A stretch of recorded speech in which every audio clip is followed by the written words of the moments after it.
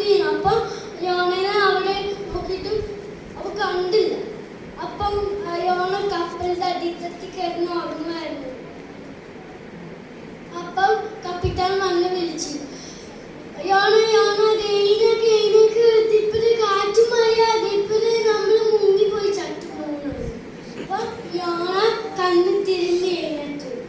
അപ്പം യോണ പറഞ്ഞു, നിങ്ങൾ എന്നെ പേടിക്കണ്ട, എന്നെ കൊണ്ടൊന്ന് കടലിലേക്ക് എറിയും.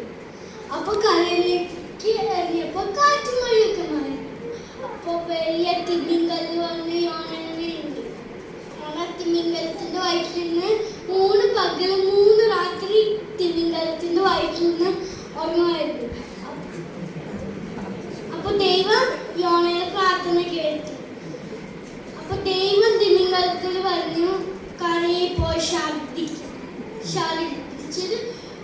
യോണ ചാടി എഴുന്നിട്ട് കുളിച്ച് ഡ്രസ്സൊക്കെ മാറി നിലവിലേക്ക്